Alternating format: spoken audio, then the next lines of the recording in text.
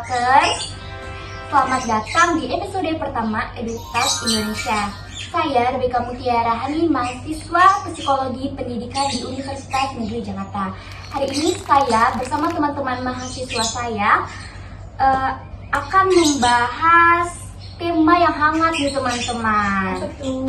Nah, tema yang kita akan bahas itu yaitu mengolah konflik di lembaga pendidikan. Nah, nantinya kita akan mengangkat studi kasus fiksi berdasarkan realita dan membahas solusi dengan teori. Nah, untuk Zara sama Mutia, apakah siap?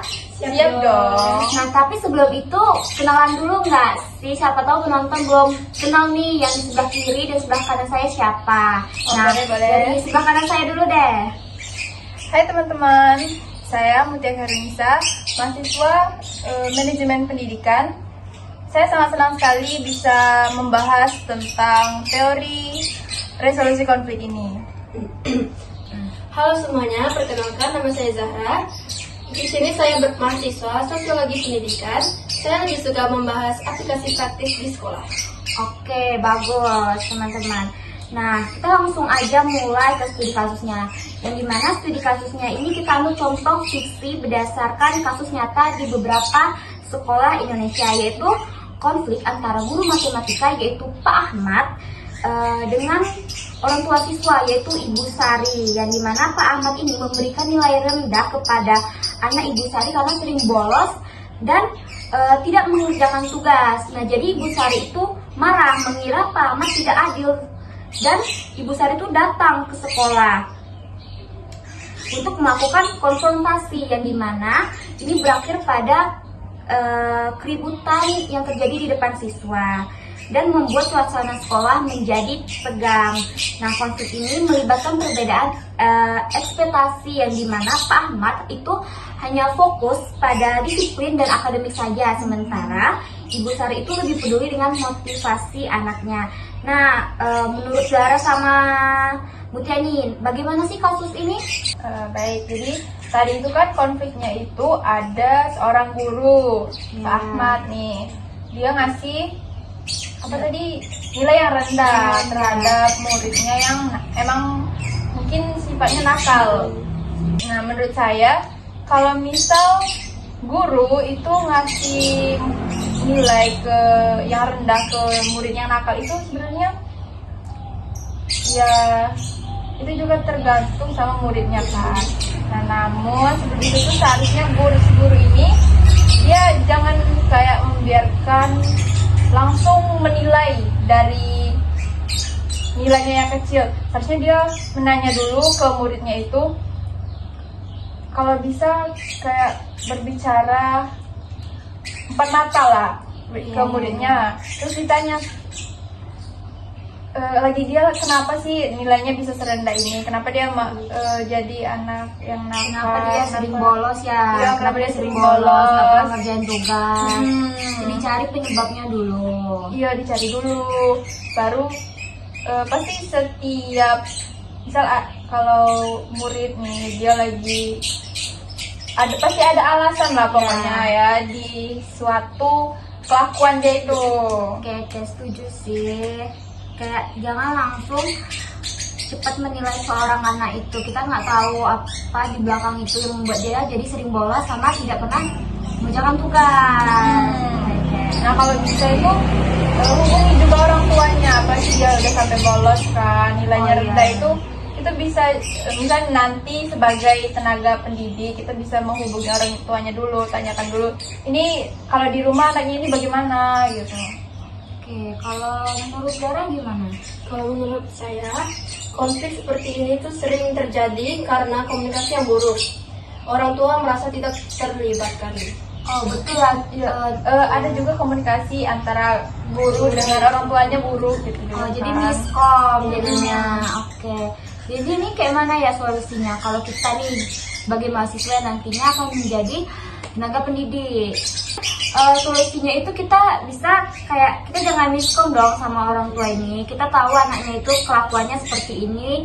Nah mungkin kita bisa menghubungi terlebih dahulu orang tuanya. Ya. Kenapa anaknya ini jarang loh ke sekolah gini-gini. Anaknya jarang mengerjakan tugas. Anaknya tidak ada nilai. Bagaimana saya harus memberi nilai kepada anak ini sedangkan anak ini sering bolos dan tidak mengerjakan tugas. Mungkin itu ya. Karena tadi ibu ini langsung ke sekolah marah-marah sama bapaknya. Tapi sebenarnya bapaknya juga salah. Iya. Karena langsung ngasih nilai yang rendah tanpa tahu kenapa penyebab anak itu jadi memang antar kedua ya ini ya punya salahnya masing-masing. Saling salah Iya, sebenarnya. si gurunya itu tidak menanyakan kepada siswanya dulu atau berbicara pada orang tuanya langsung. Nah orang tuanya ini juga langsung emosi sendiri karena nilai anaknya yang rendah gitu.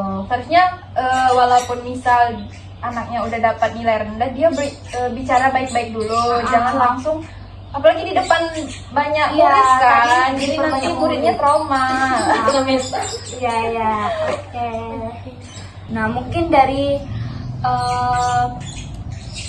dengan emosi seorang guru juga dari orang tua ini terjadilah keributan yang dimana itu keributannya terjadi di sekolah yang dilihat secara banyak oleh siswa-siswa lain. Nah, menurut kalian itu kan pastinya murid-murid itu sudah mengetahui nih ada terjadi kayak keributan. Nah, untuk sebagai kepala sekolah, menurut kalian tuh bagaimana sih harus menanggapi seorang yang dimana guru dan orang tua siswa tadi ini berselisih? Untuk kepala sekolah ya, menurut saya kepala sekolah itu kan dia ada bertanggung jawab tentang bagaimana para guru di sekolah itu dalam mungkin proses administrasi raport harusnya kan dikasih tahu dulu, misalnya jangan langsung yang seperti tadi itu ngasih nilai rendah, tapi mungkin evaluasi dulu murid-muridnya itu kenapa bisa gini, apakah dalam proses pembelajarannya mungkin yang salah atau ada hal lain. Oh bisa benar, mungkin anak ini tidak senang sama guru ini. Nah, bisa jadi. Nah yang mengakibatkan dia Banyak juga sering bolos sama tidak pernah mengerjakan tugas sama guru yang ini. Oke. Misalnya kayak guru matematika nih, kan guru matematika itu terkenal kayak killer, terus masuk terus lah, hujan badai angin angin topan dia masuk gitu. Oke, nyambung sih. Nah mungkin kepala sekolah tuh bisa evaluasi dulu apakah anak ini tuh bolos dan tidak mengerjakan tugas, apakah sama bapak ini juga, apakah sama guru-guru itu iya apa enggak. Kalau memang dasarnya anak ini cuman hanya kepada bapak ini yang dimana matematika, mungkin memang ada salah di proses belajar mengajar bapak ini tadinya. Mungkin kita bisa mengevaluasi guru tersebut. Iya, kalau kepala sekolah itu sebenarnya jangan langsung ke muridnya ya, ke gurunya dulu. Nah baru si gurunya ini mengevaluasi siswanya. Nah, jadi nanti mungkin kepala sekolahnya dapat info siswa itu dari gurunya gitu. Studi kasus ini ya, itu mirip dengan banyak kasus yang di sekolah-sekolah kita. Nah, berdasarkan teori, studi ini tuh dapat dijelaskan dengan model model konflik oleh Thomas Hillman. Nah, ada 5 modus berdasarkan studi ini dan berdasarkan konflik ini, yaitu yang pertama yaitu menghindari. Nah, yang kedua mengakomodasi, yang ketiga berkompromi, yang keempat berkolaborasi, dan juga yang terakhir yaitu bersaing. Nah, di sini itu Pak Ahmad mungkin menggunakan cara bersaing itu seperti menegakkan aturan. Nah, sementara Ibu Sari ini mengakomodasi yang dimana mungkin dia mengalah untuk anaknya. Nah, solusi terbaik adalah model berkolaborasi, di mana kedua pihak bekerja sama untuk menemukan solusi.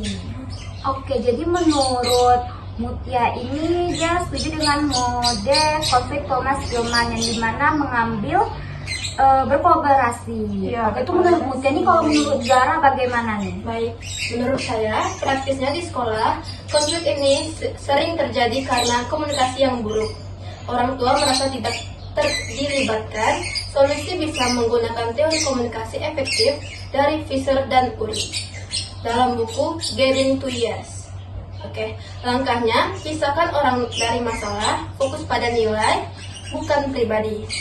Dan pahami kepentingan masing-masing guru, ingin siswa belajar, orang tua ingin anak bahagia.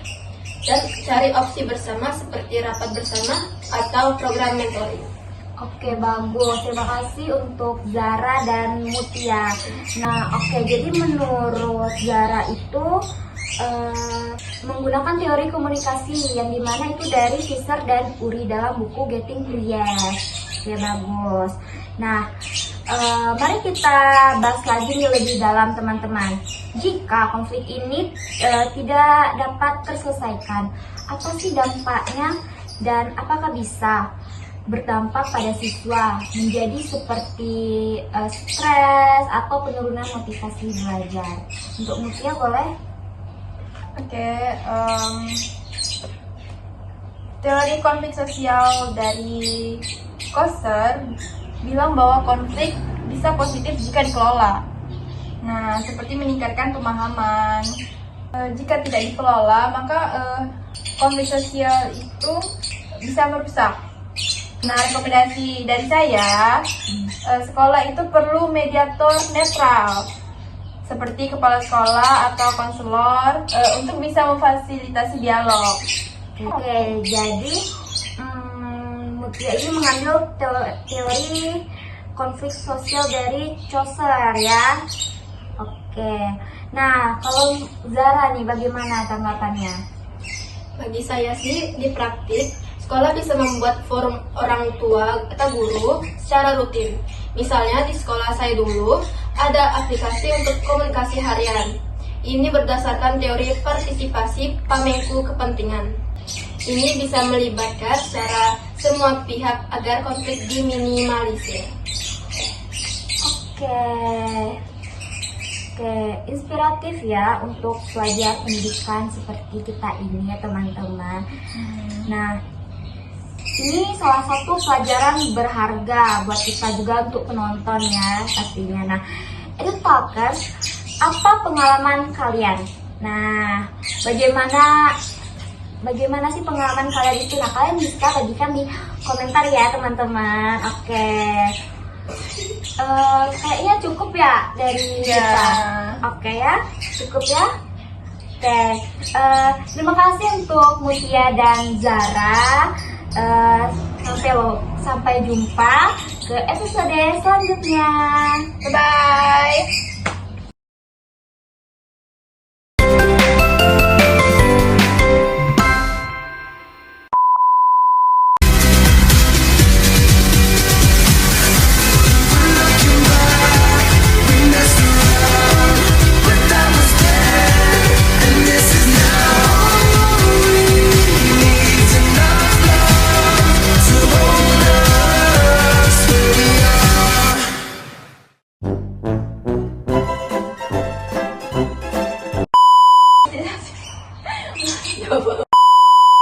Serius, apa selanjutnya?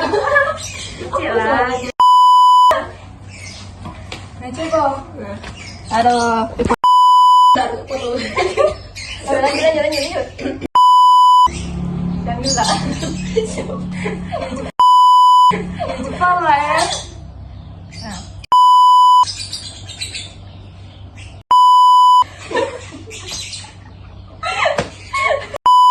Solusinya apa? Iya, 1, 2, 3. Udah kasih. Yuk, sangkut paut di kepala sekolah tuh, Naoi. Nggak mau ya? Itu psikolog.